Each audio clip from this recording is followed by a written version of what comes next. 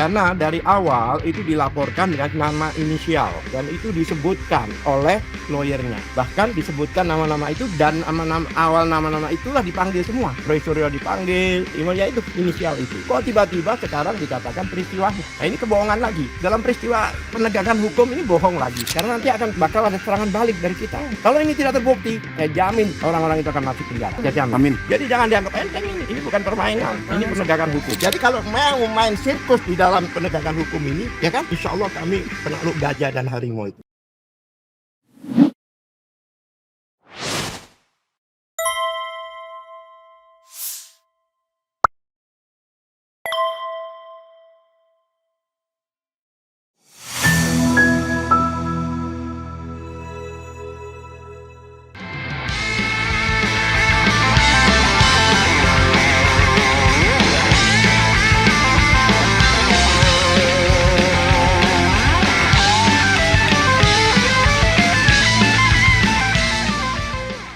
Ya sedikit aja ya, sebenarnya surat pemanggilan itu sendiri kan juga ganjil ya. Karena surat panggilan itu kayak dua digabung jadi satu, itu kan ganjil sekali. Yang pertama adalah laporan polisi atas nama Joko Widodo. Yang kedua adalah laporan polisi atas nama beberapa orang. Yang sebenarnya legal standingnya juga tidak jelas. Sampai dengan hari ini jati diri mereka siapa juga tidak jelas ya. Tapi tetap diproses sama polisi. Yang pertama laporan polisi tentang delik aduan itu juga sangat janggal karena Pak Joko Widodo sendiri juga mengatakan bahwa saya tidak melaporkan orang, saya melaporkan peristiwa loh. Delik aduan itu kan orang yang dilaporkan bukan peristiwanya saja gitu ya. Jadi ini ketika diproses oleh polisi kita merasa aneh aja. Kok diproses sih laporan polisi yang seperti itu? Saya difitnah Pak, saya dicemarkan nama baik. Sama siapa Pak? Saya nggak tahu. Pokoknya saya difitnah, kan itu aneh. Dari sisi laporan polisi aja udah janggal sekali gitu kan. Tapi diproses. Oke, kemudian laporan polisi yang kedua. Itu adalah delik umum ya. Ada saya menghasut, saya mau ini dan sebagainya, mau membuat ujaran kebencian. Itu kan nggak ada kaitannya sama sekali dengan yang saya lakukan. Masyarakat awam khalayak itu tahu bahwa saya bertiga itu melakukan penelitian dan hasilnya sudah kami bukukan di sini. Di buku Jokowi White Paper ya. Ya, jadi ini memang sudah rencana, bukan kemudian kami gara-gara peristiwa ini terus kami bikin buku, enggak. Kami tadinya mau publikasi ilmiah di jurnal internasional, tetapi karena mengingat bahwa masyarakat itu perlu tahu hasil dari penelitian kami terkait dengan dokumen dan perilaku, ya udah kita bukukan supaya masyarakat Indonesia tahu gitu kan. Dan kemudian ini adalah hak jawab kami sebagai peneliti begitu. Tapi kemudian ada orang-orang yang tidak jelas legal standingnya apa, jati dirinya juga tidak jelas, kemudian melaporkan kami melakukan ujaran kebencian, hasutan dan sebagainya, itu sangat tidak masuk akal.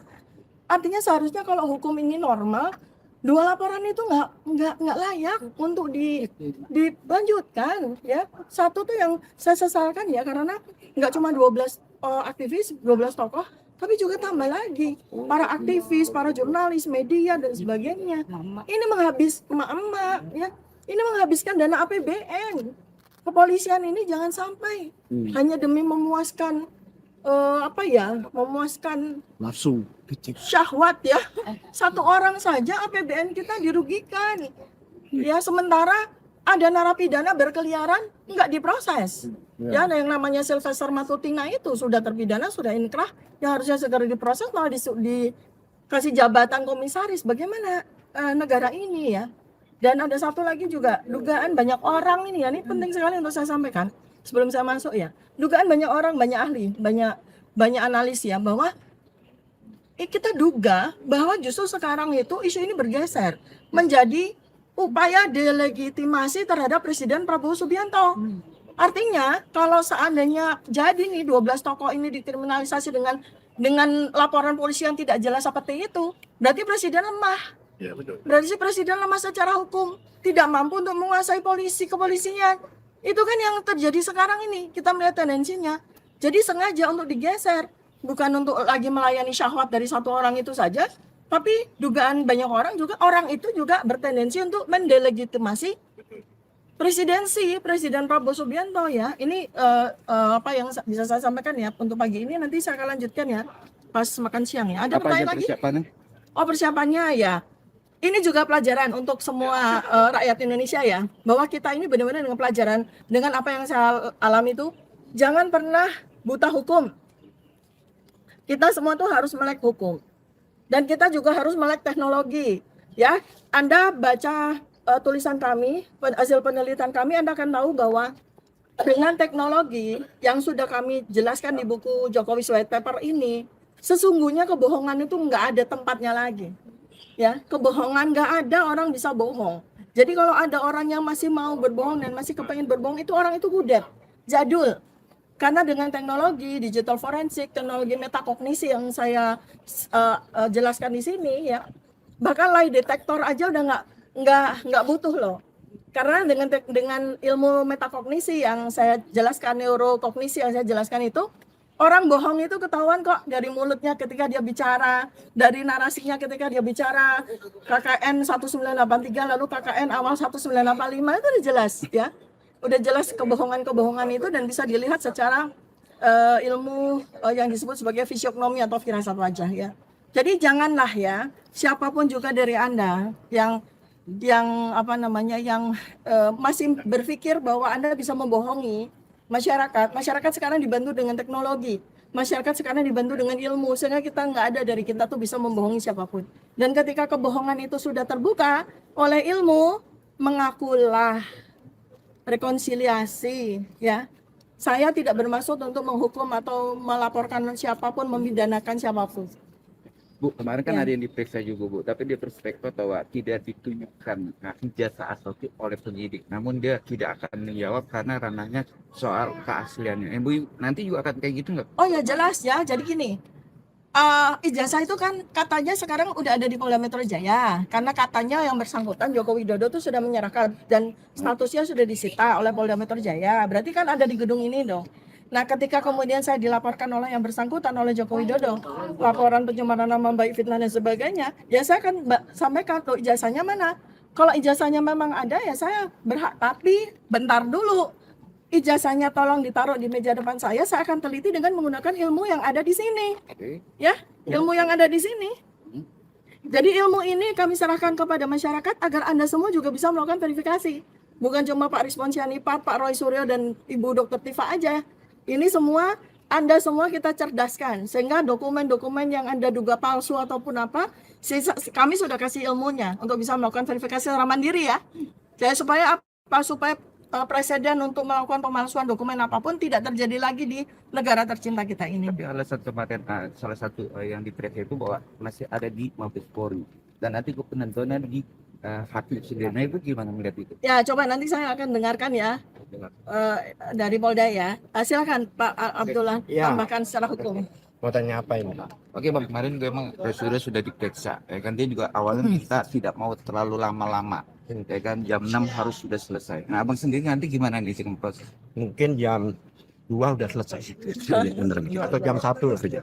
Jadi begini, tadi saya menambahkan tertarik ya, yang katanya awalnya di aduan jelas, ya kan? Dan pengacara Jokowi juga sudah memberikan inisial nama.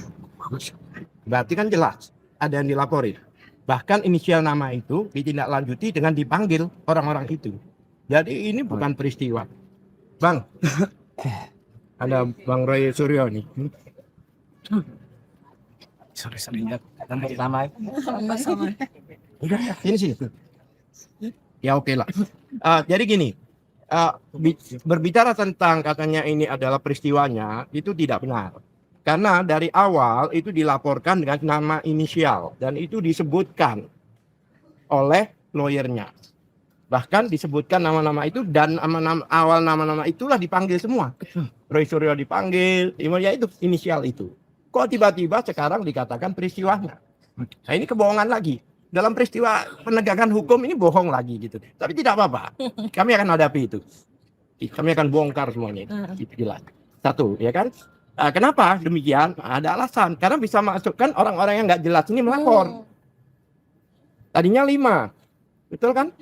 Tadinya 5. Sekarang yang 2 sudah tahu diri. Karena nanti bakal ada serangan balik dari kita. Kalau ini tidak terbukti, saya jamin orang-orang itu akan masuk penjara. Saya jamin. Amin. Gitu. Jadi jangan dianggap enteng ini. Ini bukan permainan. Ini penegakan hukum. Ya kan? Melapor seenaknya sendiri. Dan satu hal lagi, ya kan? Pemanggilan yang sekarang ini beda lagi. Tadinya itu pemanggilan yang awal itu adalah peristiwa 26 Maret. 26 Maret. Sekarang 22 Januari. Ya lagu. Padahal Bersih. dalam hal ini Roy Suryo, Untipa, terus apa, Rismon itu nggak ada hubungannya dengan tanggal itu. Ke Jakarta Pusat lagi kapan ke Jakarta Pusat? Ya kan? Ke Jakarta Pusat kan Grand Indonesia ya. Nggak ada. Ini kan mengada-ngada. Kemudian tadinya kan penyelidikan. Paham ya?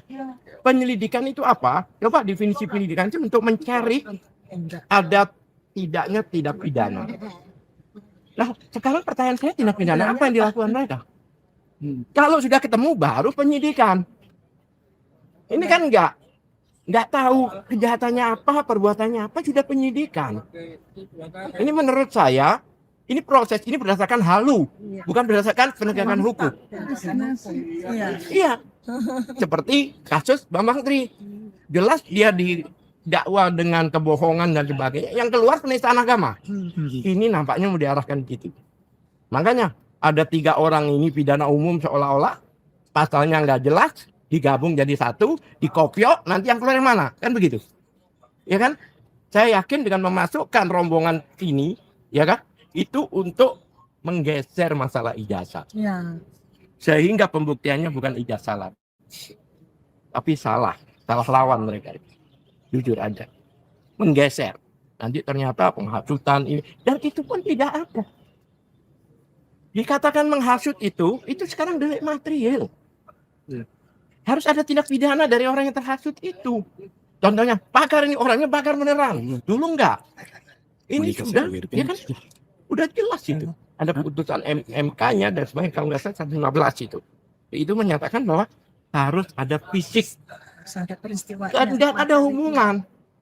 Contohnya saya ngomong bakar mobil itu, ternyata ada orang nyuri yang nggak ada hubungan. Kecuali curi sana lah, itu satu. Kedua, ya kan ada satu pasal lagi namanya pasal 28 ayat 2. Itu dulu berdasarkan SARA. Ada antar golongan, banyak orang kena antar golongan karena itu bias. Jadi kelompok pencapir antar golongan, PSSI antar golongan, perkumpulan anak-anak main kelereng antar golongan, itu dulu begitu. Sekarang nggak ada lagi. Sekarang berdasarkan SAR, ya kan? Apa itu? Suku, agama, ras, warna kulit ini tidak ada berdasarkan ijazah. Seharusnya dari awal ditolak. Yang menarik lagi ada satu pasal kebohongan yang mengadap Undang-Undang Nomor 1 Tahun 46, yaitu pasal 14 ayat 1 itu, ya kan? Itu kan nggak ada lagi, dimasukkan di Undang-Undang IT, ya kan? Apa itu di situ? Kebohongan yang menimbulkan kerusuhan. Di pasal itu sendiri penjelasannya dimaksud kerusuhan itu fisik. Dulu kan enggak, kerusuhan medsos, fisik itu enggak ada. Ya kan, contohnya di pasar orang teriak ada kebakaran, orang pada tindih-tindih lah, itu maksudnya. Ya kan? Nah, menariknya ini di drop pasal itu. Karena kalau kebohongan ijazahnya harus dikeluarin lah ini. Jadi enggak lagi. Dalam awal itu ada, tinggal 2 pasal. Ada, sekarang nggak ada. Kemudian dimasukkan di SPDP pada jaksa dengan 2 perindik. Yang satu delik aduan, yang satu pidana umum. Dengan yang itu peristiwanya beda.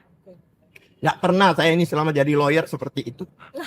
Jadi ada satu pencurian di satu tempat yang berbuat orang lain di tempatnya, yang satu ada pemerkosaan, digabung jadi satu. Kan begitu tuh Lapornya beda. Ini. Jadi kalau mau main sirkus di dalam hukum, ya kan? Ya, main sirkus di dalam penegakan hukum ini, ya kan? Insya Allah kami penakluk gajah dan harimau itu. Ini menarik, ada Bang Roy Suryo sendiri kemarin kan sudah ada hadir. Sekarang hadir lagi, ada apa nih? Saya hadir untuk mensupport sahabat saya sekaligus rekan seperjuangan kita semua. Tifa. Itu aja. Ya, jadi saya hari ini juga akan naik ke lantai. Tapi saya memang akan memberikan kesaksian selaku ahli Dari telematika dalam perkara yang lain. Saya diminta oleh kepolisian untuk menjadi ahli. Ya, jadi artinya ahli beneran ya. ahli bener di sini. Saya mensupport sahabat saya Dr. Tifa. Moga-moga apa yang dilakukan sama seperti saran-saran dari Pak Ya. Alkatiri tadi bisa dilaksanakan dengan baik. Insyaallah. Dan yang paling penting adalah dalam surat itu tuh tanggalnya adalah 22 Januari. Itu saja. Ya, terima kasih. Oke. Selamat Ya, hari terima Ramadan. kasih. Siap. Sampai ketemu nanti. Sukses Pak Alkatiri.